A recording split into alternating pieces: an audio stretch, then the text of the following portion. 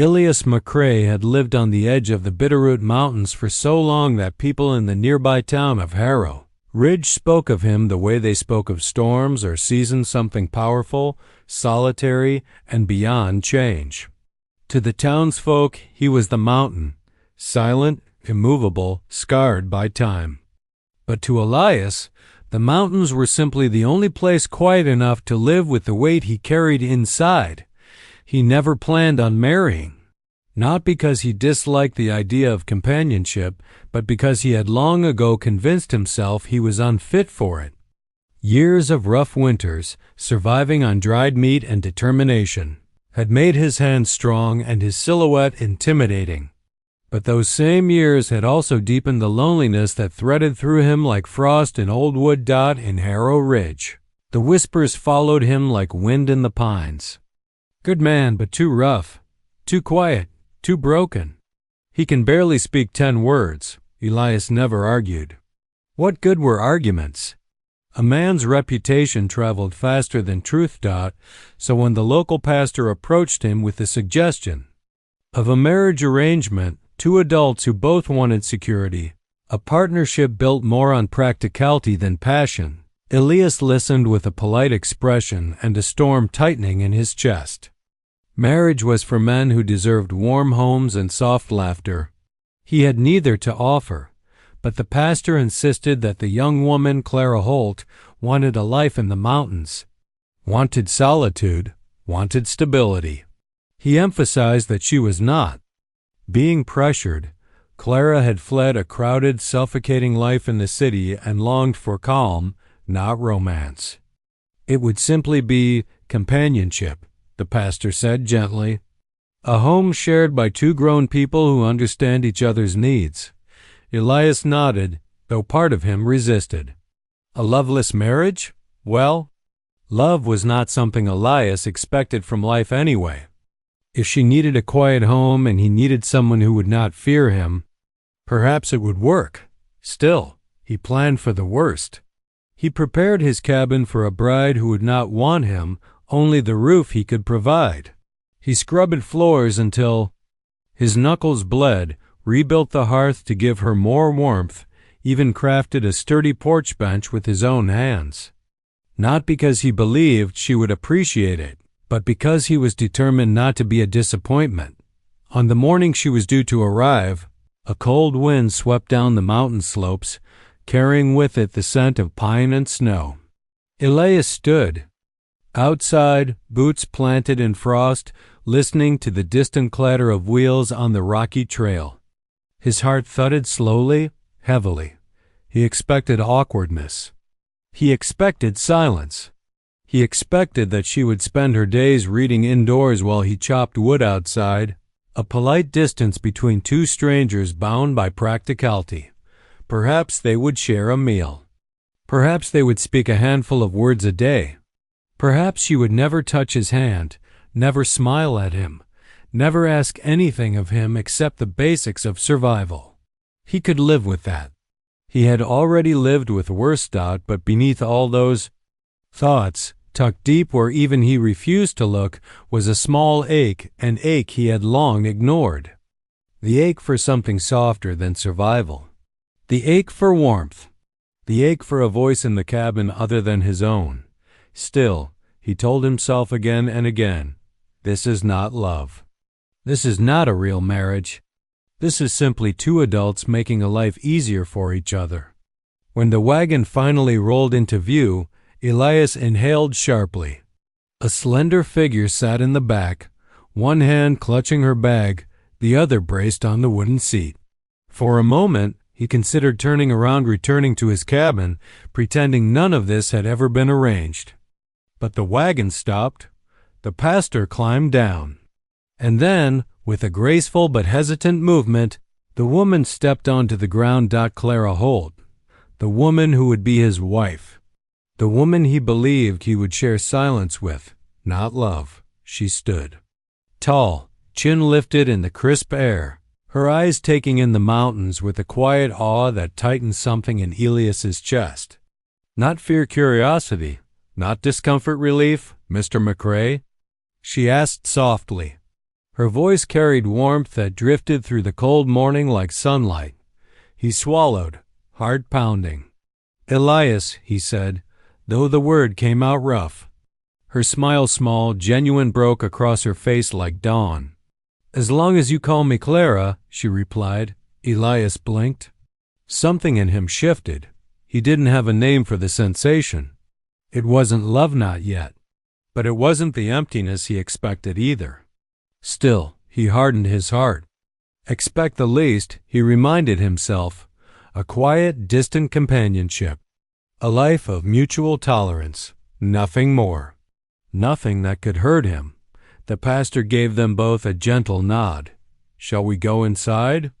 Clara looked up at the towering pine-lined trail toward Elias's cabin. "I'd like that," she said.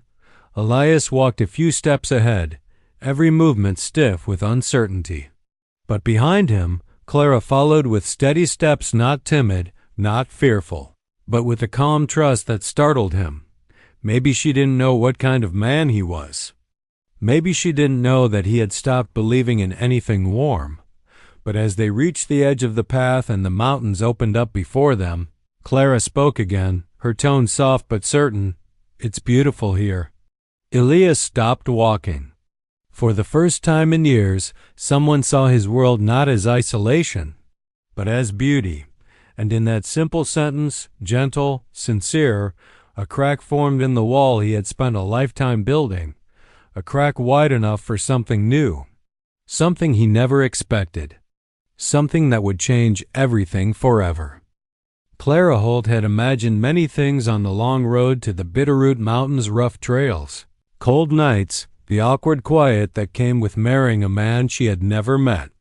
But she had not expected the sight that greeted her when Elias McCrae stepped forward to meet her, a man who looked more startled by her presence than she was by the mountains. He stood tall, broad-shouldered, silent as a pine tree, with eyes that flickered between uncertainty and something deeper, something he tried very hard to hide. Clara instantly recognized that look. She had lived her whole life surrounded by people who spoke loudly but felt little. Elias was the opposite, a quiet man who felt everything but spoke almost nothing. And to her surprise, that didn't frighten her. It comforted her. The city she had grown up in was full of noise, arguments over dinner tables, people shoving past each other in crowded markets, families pressing their expectations onto her shoulders as if she were a beast of burden instead of a woman with her own dreams. She had longed for stillness, for air that tasted clean, for a life where expectations didn't crush her dot, so when she heard about a widower mountain man who sought only companionship, not romance, she had considered it carefully. Not out of desperation, but out of possibility.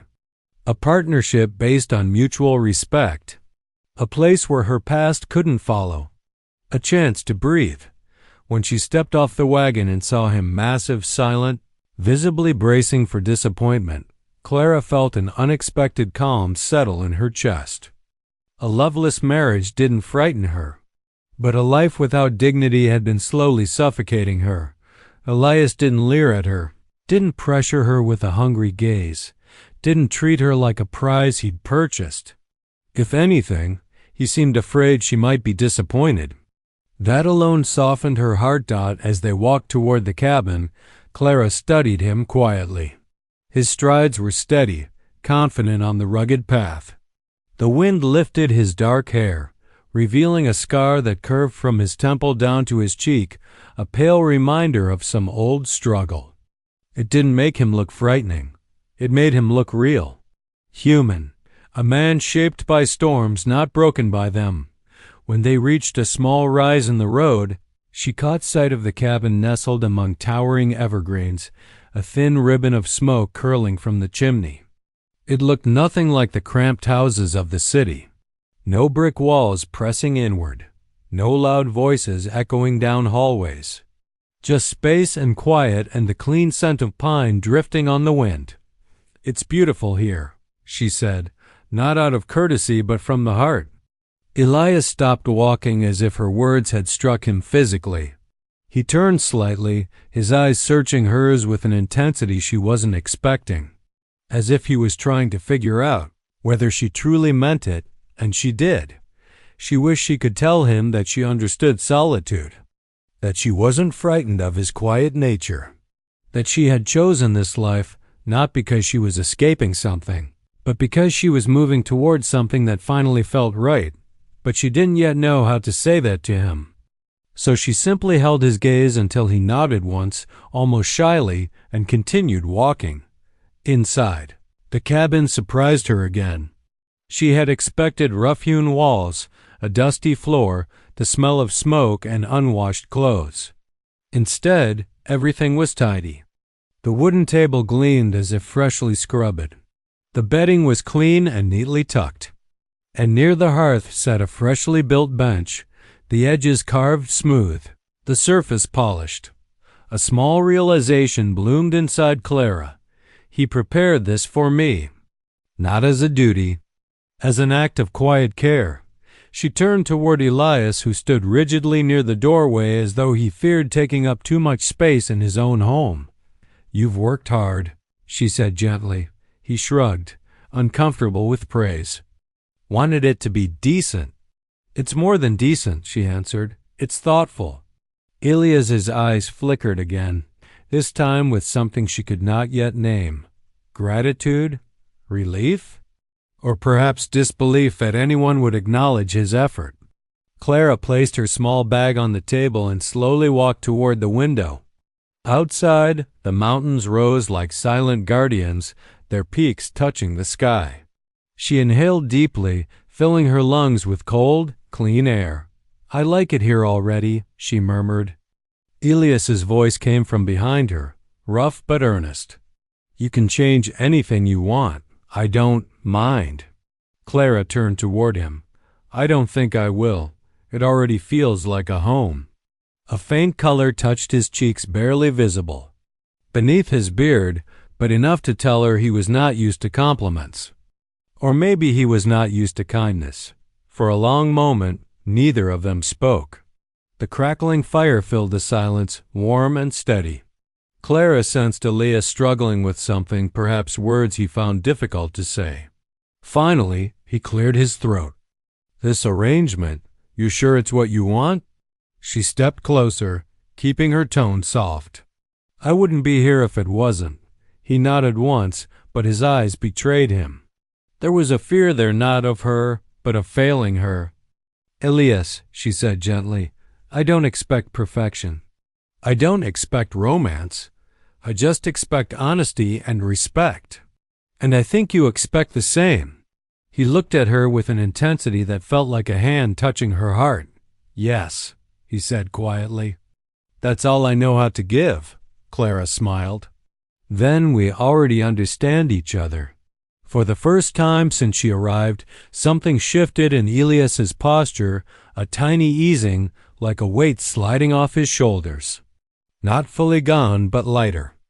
They shared their first meal together that evening, simple stew and bread. Clara asked a few questions, nothing too personal, and Elias answered in short sentences. But every answer came with sincerity, not reluctance. He listened carefully when she spoke, as if every word mattered.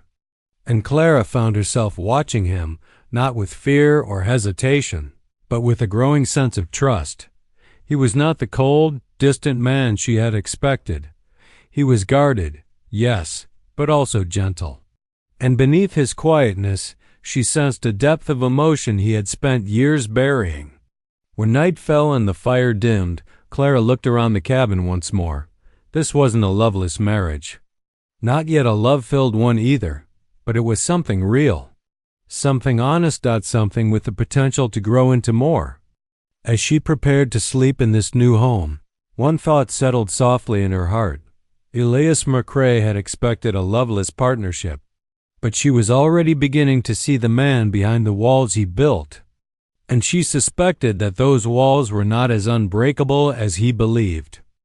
Winter arrived in the Bitterroot Mountains like a quiet, relentless force. The days shortened, snow fell in heavy drifts, and the wind carried a sharp mist that bit at any exposed skin. For Elias McCrae, winter was nothing new. It was a test he had endured countless times, a familiar companion. But this winter was different. For the first time in years, he faced it not alone but with Clara Holt, the woman who had chosen to live in the mountains with him. The first weeks were awkward. Neither Elias nor Clara had much experience living together in such isolation, and habits clashed subtly. Elias had a routine built over decades, firewood stacked meticulously, meals cooked efficiently, chores divided between indoors and outdoors. Clara, though capable, approached the same tasks with a sense of care and aesthetic that Elias found foreign. She arranged herbs on the windowsill, added small decorations to the cabin, and always lingered near the hearth longer than necessary. At first, Elias watched her with suspicion. Was this woman trying to change him? Was she judging his life? Yet, in her eyes, he saw none of the judgment he feared. Instead, she seemed fascinated by the rhythms of his life, respectful of his skills, and genuinely content to be there, learning the mountains as he had learned them. Winter deepened, and the days grew harsher. One morning, Elias noticed Clara struggling to gather firewood from the fresh snow. Her small frame, though determined, sank into drifts, and the cold was merciless. Without thinking, he grabbed his own axe and went to her side. Together, they worked silently, the snow crunching beneath their boots, hands raw but determined. That evening, when the fire finally blazed in the hearth, Elias noticed a change. Clara, sitting across from him, her cheeks flushed from exertion, looked at him with something he couldn't name at first. Gratitude? Admiration? No, something gentler, warmer. Something that made the tight knot of loneliness in his chest loosen ever so slightly. "Thank you," she said softly, breaking the silence. "For what?" he asked, though he knew. "For helping me," she replied, eyes meeting his. "I would have struggled alone." Elias grunted. Words were never his strength. Yet he understood the weight behind hers. "You'd manage," he said, voice rough but honest. "I'd rather manage with you," she said simply. That small admission changed the dynamic between them. Until then, Elias had assumed their marriage would be a quiet, functional partnership, two adults coexisting under one roof. But Clara's presence began to chip away at his emotional defenses. He found himself watching for her smile at simple things, the way she hummed softly while cooking, the way she brushed snow off the porch, the way she quietly listened when he spoke. One particularly harsh night, a snowstorm trapped them inside. The wind howled like wolves around the cabin, and the fire sputtered in defiance of the cold. Elias worked tirelessly to keep the hearth alive, checking the logs, tending the chimney, muttering curses under his breath when the wind blew smoke into the cabin. Clara noticed him growing weary.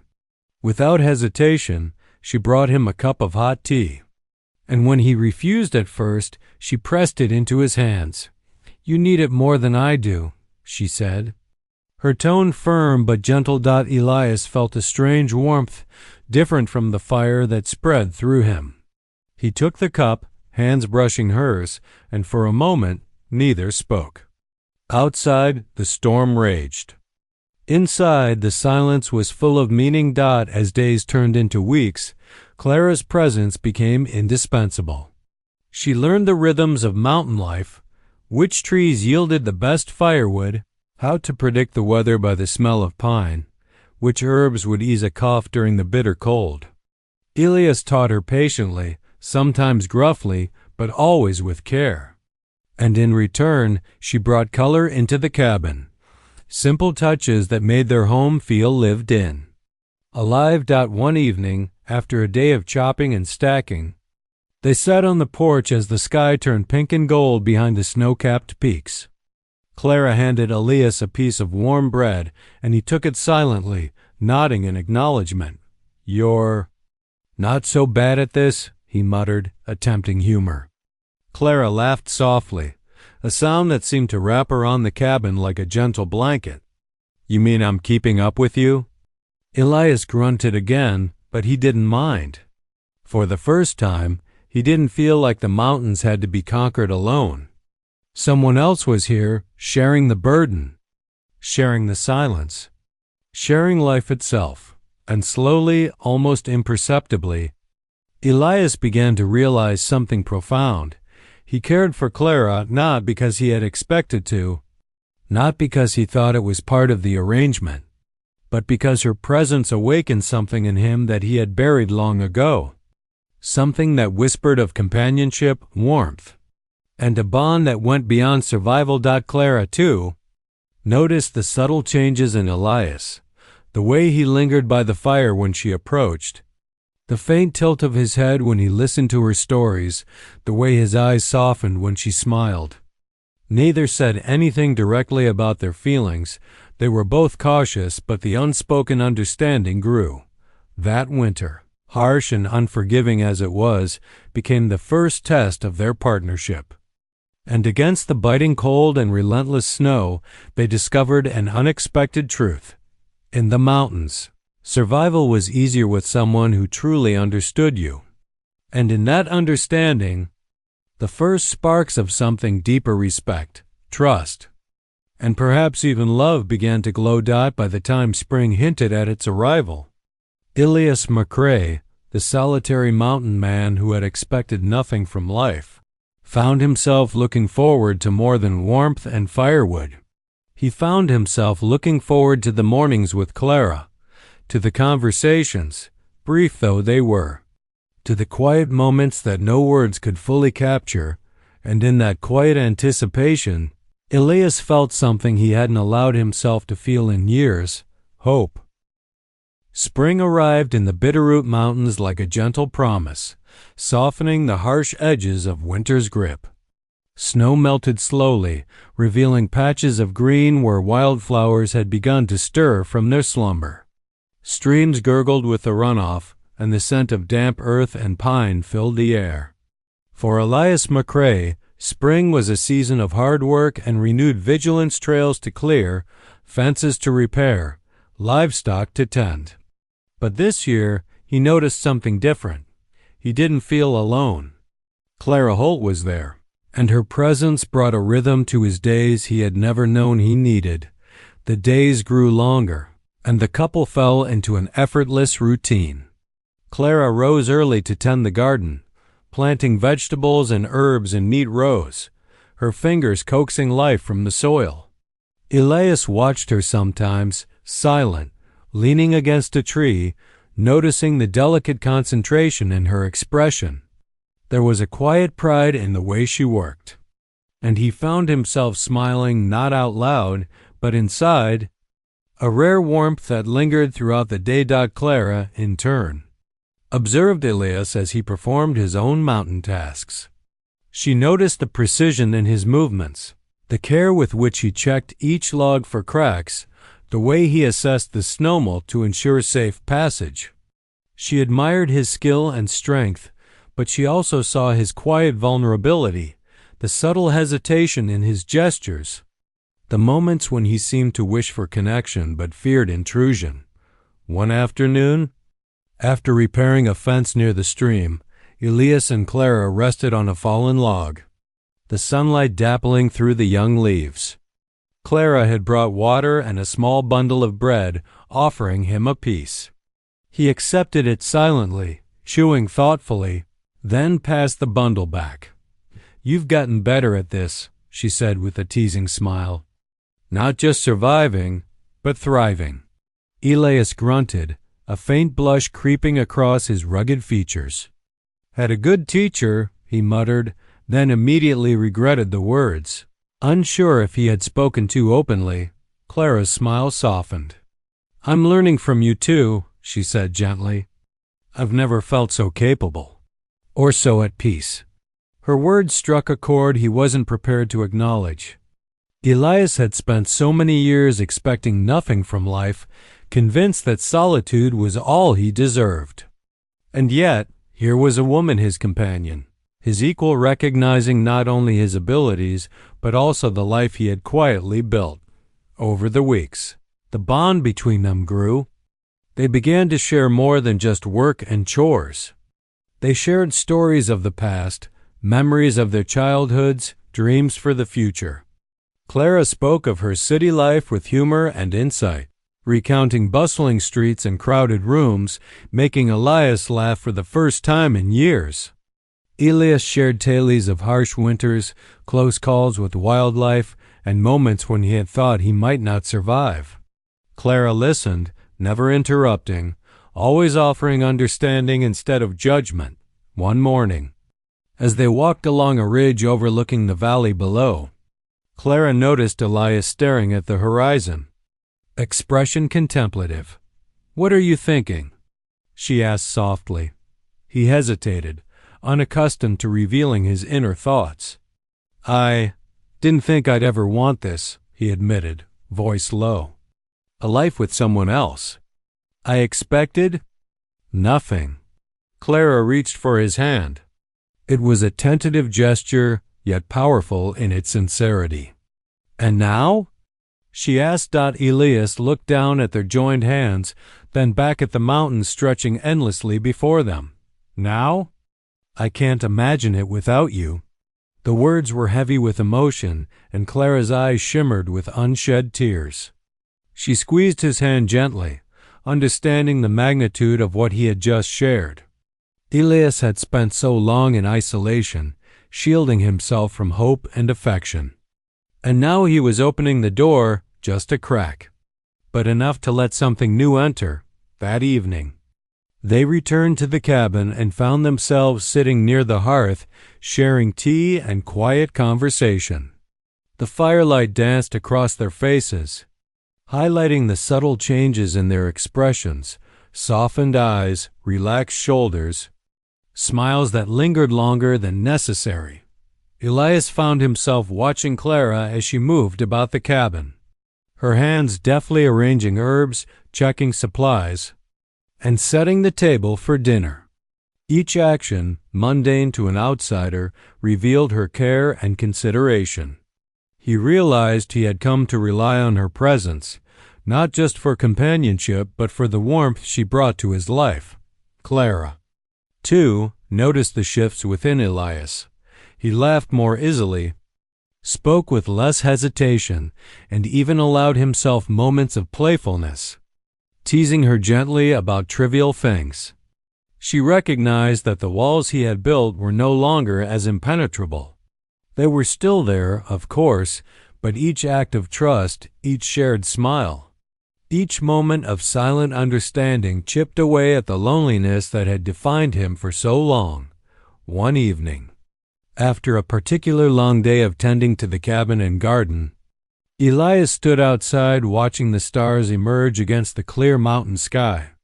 Clara joined him quietly, her presence felt rather than announced. They stood side by side, the cool night air brushing against their faces.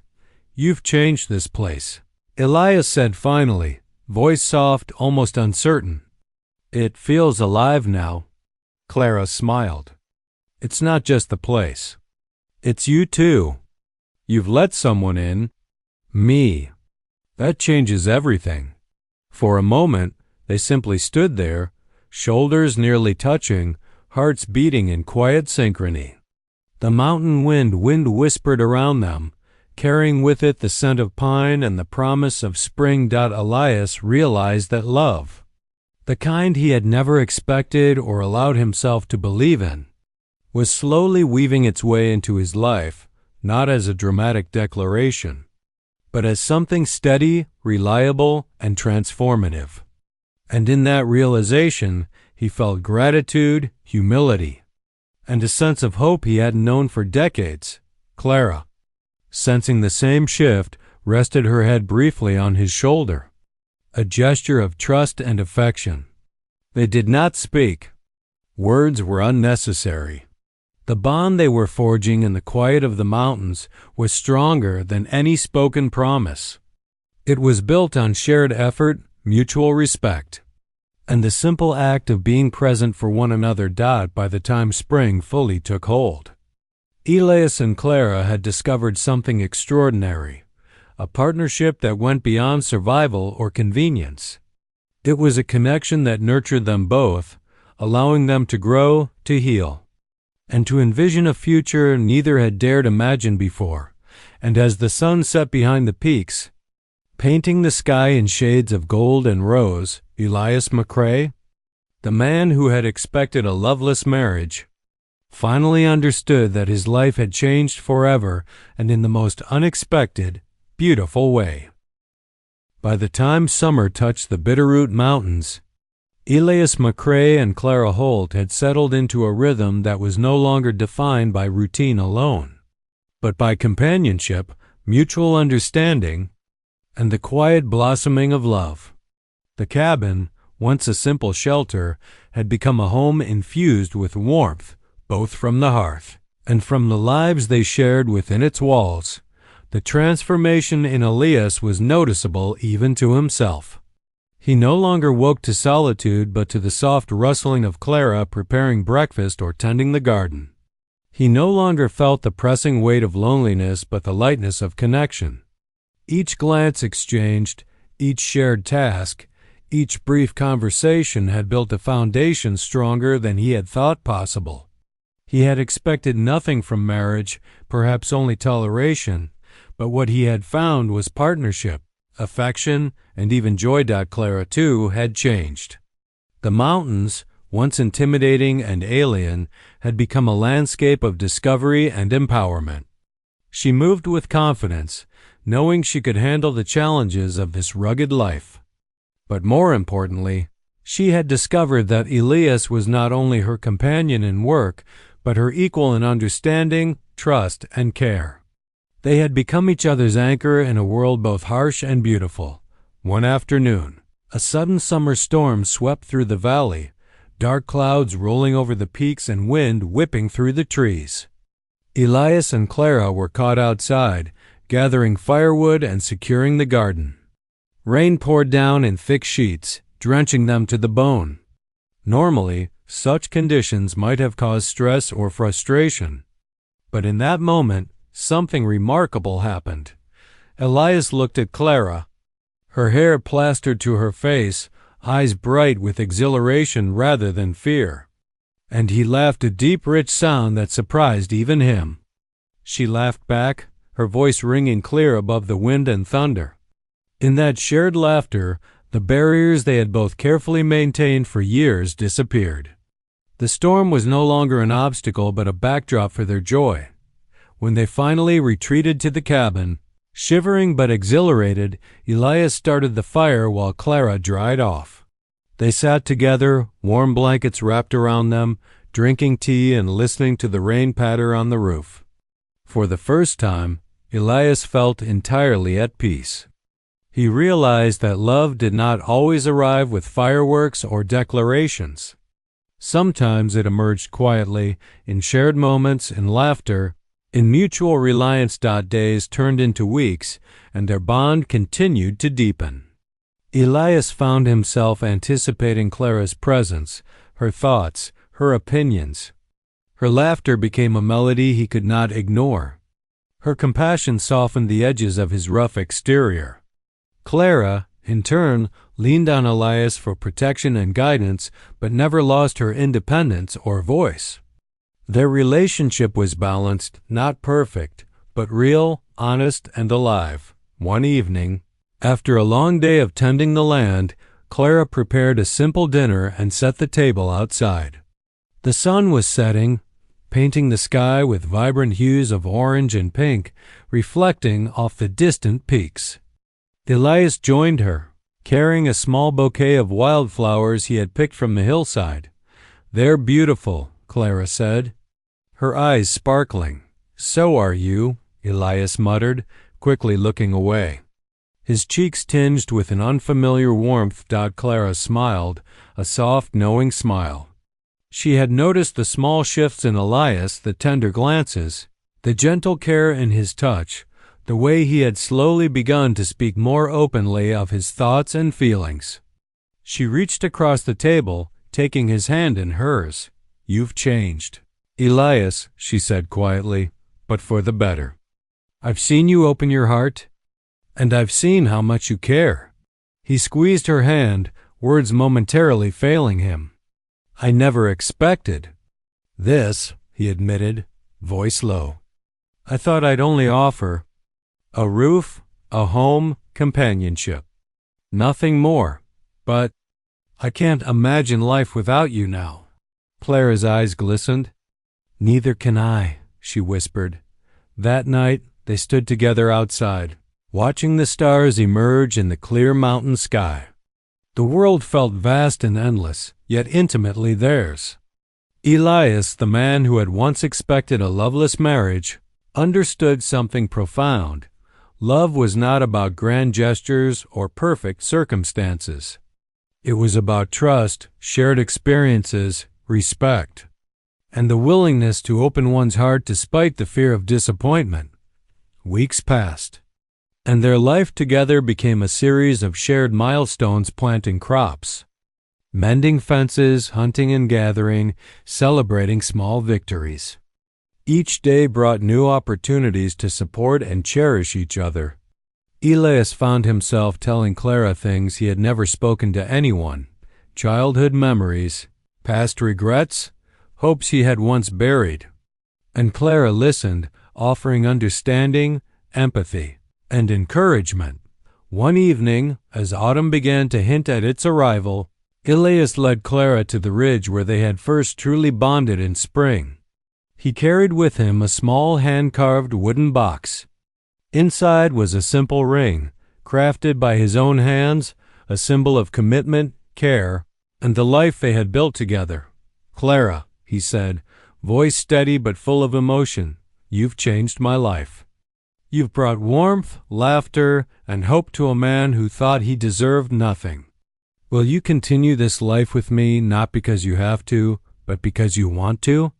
Tears filled Clara's eyes, a mixture of joy and love. "Yes, Elias," she said softly, "I want nothing more than to share this life with you." In that moment, everything crystallized. The mountains that had once been a symbol of isolation became a testament to endurance and growth. Their home, once a simple cabin, became a sanctuary of love, trust, and partnership. And Elias, the man who had expected nothing, found the most profound gift life could offer: a true, shared love that transformed him from a solitary figure into a man fully alive, fully seen, and fully cherished. From that day forward, every glance, every word, every shared task carried the weight of gratitude and affection. The mountains remained rugged and wild, but within them, Elias and Clara discovered a life neither had expected, a love neither had dared hope for, and a partnership that would endure through all seasons. And in the quiet of the Bitterroot Mountains, two hearts once cautious, guarded, and solitary beat together, stronger, freer, and forever changed.